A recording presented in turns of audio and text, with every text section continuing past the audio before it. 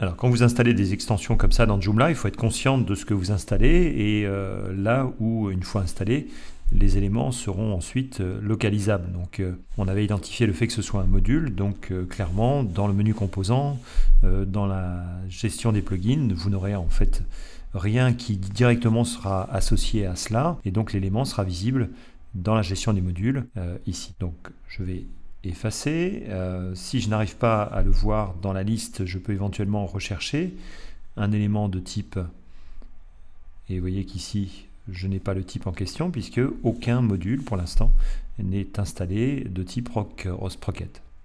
Donc il me reste encore une solution, c'est de cliquer sur le bouton nouveau pour pouvoir installer ce module. Eh bien, je le vois dans la liste, il est quasiment tout en bas ici, Sprocket module, je vais pouvoir ici l'utiliser. Alors, je n'ai pas choisi ce module par hasard parce que il est intéressant dans la mesure où il vous permet de présenter en fait du contenu. Alors, je vais aller sur le site du développeur qui s'appelle Rocket Theme, qui propose dans Joomla extension justement cet élément qui est ici. Donc, je vais lancer le site de démonstration. Et donc l'idée c'est quoi? C'est d'avoir en fait à votre disposition tous les modèles qui sont décrits ici, features, grid, headlines, list, mosaïque, etc. jusqu'à tabs que vous avez ici. L'intérêt de cela c'est que ce module en tant que tel ne va pas fabriquer du contenu, sauf éventuellement dans un cas un peu particulier que nous verrons tout à l'heure, mais ce contenu va être issu directement de Joomla. Donc le provider, le fournisseur de contenu sera justement Joomla, et donc en contrepartie, qu'est-ce qui va être fait? Eh bien, ce contenu va être présenté de différentes façons en fonction des templates, des modèles, des gabarits, appelons-les comme on veut, qui vont prendre ces contenus et les mettre en forme. Un exemple tout simple, Features par exemple, va vous proposer ici d'aller récupérer le titre de l'article, d'aller récupérer également une zone d'introduction. Nous verrons que ce n'est pas forcément celle que vous définissez, mais qui peut être un nombre de caractères défini. Et puis le read more que vous avez ici, en fait, est tout simplement le lien vers l'article initial. Donc ça va se présenter sous la forme tout simplement d'un diaporama.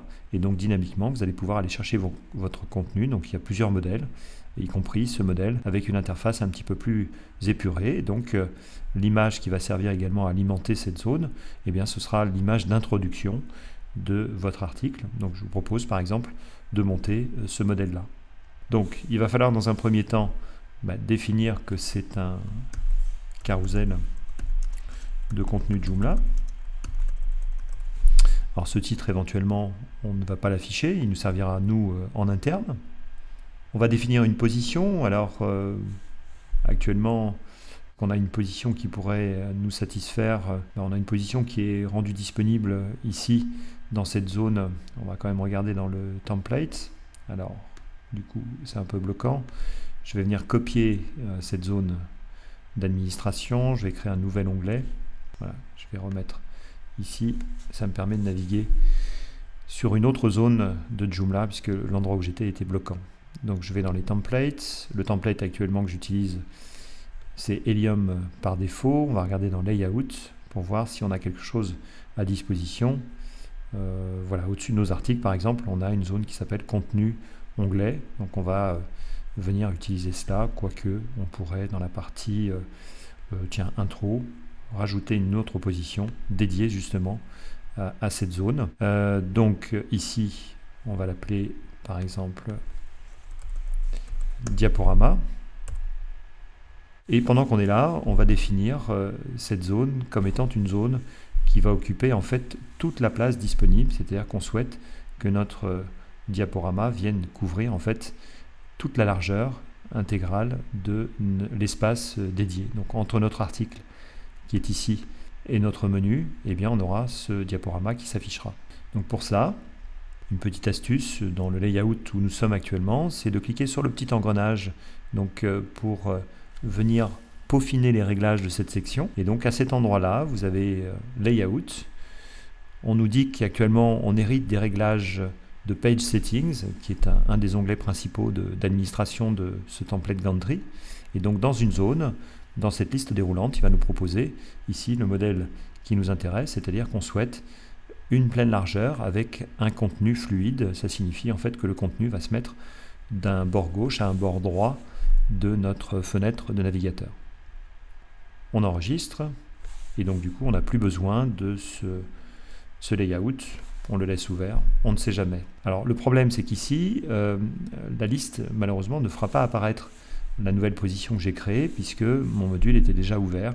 Donc nous rajouterons cette position après coup. Donc ce que l'on avait défini dans la zone de démonstration, c'était d'utiliser le modèle Features que nous avions là. Et bien dans cette liste, nous avons Features également qui apparaît, donc c'est lui qui va nous servir de modèle. Attention, ce choix est définitif. Si jamais vous souhaitez plus tard passer de Features à un autre modèle, il faudra en fait malheureusement repartir de zéro et donc créer un nouveau module.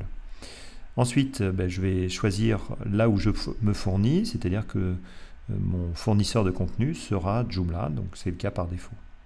Donc la dernière étape, ce sera de valider la création de cet élément. Donc si normalement j'ai rempli tous les champs obligatoires, voilà ce qui est le cas, eh bien je me retrouve face à cette interface qui a un petit peu changé. Alors je vais juste régler cette histoire de position, donc je réouvre à nouveau cet élément et donc ici eh bien, je vais pouvoir aussi rechercher cette position en tapant dia comme diaporama. Vous voyez qu'automatiquement cet élément me l'a recherché et me l'a trouvé. Donc pour l'instant eh bien, cette zone de gauche est vide.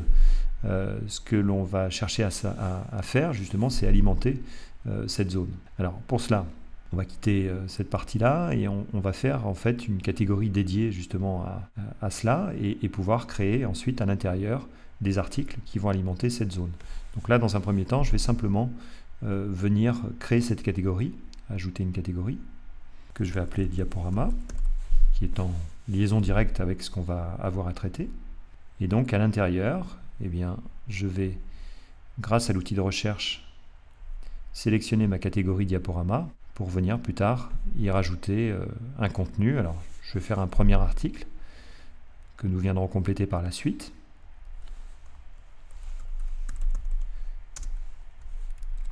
Que je vais appeler article 1. Je vais mettre un petit peu de contenu avec mon extension Doomitext. Voilà, que je colle à l'intérieur. Je viens ensuite, la catégorie c'est bon, diaporama, donc je peux me contenter ici d'enregistrer et fermer. Donc j'ai un premier article qui est disponible. Alors j'ai une recherche sur template, c'est pour ça que je ne le vois pas. Bon, je vais effacer et refaire une recherche à nouveau sur la catégorie diaporama. Voilà, je vois bien mon article qui apparaît. Donc maintenant, eh bien, je vais utiliser justement cette zone qui se trouve sur le côté pour pouvoir alimenter cette partie-là. Alors j'aurais pu pas être obligé de créer un article ou plusieurs articles dans une même catégorie, puisque le premier bouton qui m'est proposé ici, eh bien, c'est d'aller chercher autant que je veux des articles spécifiques avec le petit bouton qui est là. Donc si ces articles sont rangés dans des catégories différentes, eh bien, je peux aller les chercher sans aucun problème, ligne par ligne. Si maintenant je veux automatiser les choses et faire en sorte justement que ce module vienne s'alimenter de façon automatique d'articles présents dans une catégorie, eh bien à ce moment-là, le bouton ajouter un filtre va me permettre de le faire. Et là, à ce moment-là, j'ai plein de critères qui correspondent. Et ce que je vais, moi, ici, ou en tout cas qui pourrait être intéressant d'utiliser, ce que je veux ici, c'est aller chercher la catégorie et que je vais identifier rapidement. Alors, vous voyez que c'est pareil, cette liste, malheureusement, ne s'actualise pas puisque le module était déjà ouvert. Hop, je viens fermer, je viens le réouvrir. Et je vais pouvoir compléter ici le filtre. Voilà, vous voyez que maintenant, je vois bien la nouvelle catégorie diaporama. Et vous voyez qu'automatiquement, la zone de gauche eh bien, vient s'actualiser et s'alimenter. Alors on va déjà regarder l'aspect qu'a cet élément. Je vais l'enregistrer une dernière fois pour venir ensuite actualiser. Actuellement, on voit les prémices de quelque chose, mais on ne se doute pas forcément de ce qu'il y a à l'intérieur de la zone. Donc les choses ne s'alimentent pas forcément comme on le souhaiterait. Donc on va revenir ici dans le module. Alors, il y a un certain nombre de réglages qu'on va passer très vite. Ce qui m'intéresse, moi, c'est plutôt ce qui se trouve dans la partie basse, ici, que je vais zoomer. Voilà. Ici, c'est de définir, en fait, dans chacun des items qui se trouveront sur la gauche, ce que vous souhaitez justement charger comme élément par défaut. Donc, le titre, eh bien, c'est par défaut le titre de l'article. l'article, le texte pardon, de l'article, eh bien c'est ici le texte dans son intégralité. Alors je vais dézoomer pour pouvoir accéder à la partie full text. L'image, eh bien là j'ai le choix entre aller chercher une image personnalisée, l'image par défaut de mon article. Ce que je vais faire, c'est que je vais aller chercher, il me propose une image que je pourrais donc caractériser comme une image d'introduction. Donc je vais aller récupérer cette image. Et ensuite, le lien par défaut, eh bien ça va être tout simplement le lien de mon article, donc défaut article link suffira amplement. Donc ça me permet de compléter, vous voyez, sur chacune des zones, ce qui sera représenté en fait là. Donc surtout je laisse défaut pour que les réglages que j'ai fait en bas puissent être justement pris en compte. Ensuite, je peux définir ici également un nombre de mots maxi, donc on pourrait considérer par exemple que 20 mots maxi suffirait, et donc il y aura une coupure à ce moment-là, et puis que les 3 premiers articles, le seul, soient traités justement à l'intérieur de cette liste qui pour l'instant ne contient qu'un seul article. Je viens ensuite en parallèle, je vais quand même enregistrer.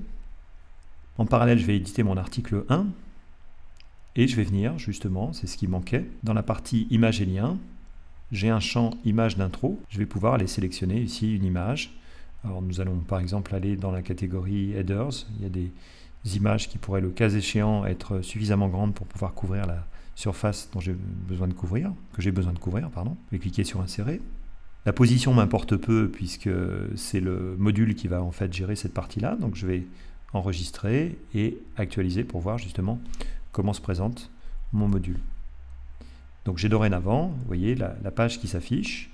Alors l'article ne se charge pas, en tout cas le texte ne se charge pas. Je vais essayer de voir comment on peut pallier à cela. Donc on va essayer de regarder dans les modules. Alors ce que je vais faire, c'est que je vais mettre le texte par défaut de l'article sans forcément chercher à mettre le texte entier. Je vais actualiser. Et dorénavant, voilà, je vois mon texte avec possibilité de n'avoir en fait ici que les 20 premiers mots. Alors, qu'est-ce qu'il me propose ensuite? Il me propose le cas échéant, ici, des thèmes qui sont à ma disposition. Donc, le slideshow, vous avez d'autres thèmes avec style 2, par exemple, qui est une autre présentation. Donc, je viens ici enregistrer, je viens actualiser ma page. Et vous voyez que là, on a plutôt une disposition en bas de l'écran. Et je retrouve également mon bouton Read More en bas. Troisième modèle qui est disponible, Showcase. On va voir si finalement il nous apporte des choses supplémentaires par rapport aux deux autres. Vous voyez, donc on a un modèle un petit peu différent. Si vous avez des images qui sont plus petites, eh bien ça vous permet de traiter justement avec un format un petit peu différent, une présentation différente. Et donc ce qui est intéressant, c'est qu'à chaque fois que je rajouterai des articles, eh bien ils seront disponibles dans le carrousel pour pouvoir passer de l'un à l'autre. Mais surtout, ce qui est intéressant, c'est que ce bouton Read More qui est ici, nous pouvons en fait cliquer dessus et voir justement l'article. Donc cet affichage que l'on a sur le dessus, au-dessus de nos articles, agit finalement presque comme un menu. Alors, nous allons créer un nouvel article et ce que l'on va faire, c'est qu'on va ici venir faire une copie de cet article 1 en mettant un article 2. Je vais lui demander de régénérer l'alias automatiquement à partir du titre et je vais ici effacer l'image pour venir en sélectionner une autre, histoire de modifier un petit peu l'affichage et de mettre par exemple cette image. J'enregistre une copie et je viens rajouter un troisième article. Je sélectionne une autre image, enregistrer une copie et un quatrième pour voir s'il ne me prend justement que les 3 premiers. Donc même chose, je sélectionne et je viens ici identifier une autre image. J'enregistre une copie à nouveau, je ferme et je m'aperçois en fait qu'enregistrer des copies ne publie pas mes articles. Donc ça me permet de sélectionner, de publier l'intégralité et ensuite de venir actualiser de façon à pouvoir ensuite, vous voyez ici, les 3 petits points m'indiquent qu'il n'y a pour l'instant que 3 items qui sont sélectionnés et donc je vais pouvoir passer de l'un à l'autre. Alors seuls les titres changent, mais on voit bien qu'ils passent en fait d'un élément à l'autre. Donc si c'est l'article 2 qui m'intéresse, je clique sur Read More et automatiquement, vous voyez qu'on a l'élément qui s'affiche ici. Donc c'était un exemple en fait pour vous montrer comment on peut étendre les fonctionnalités de base de Joomla en allant rajouter une extension que nous avons trouvée sur joomla.org ou sur l'interface qui nous permet d'installer depuis le web et ensuite voilà, de mettre en œuvre cet élément directement avec l'exemple que nous avons traité et Rock Sprocket.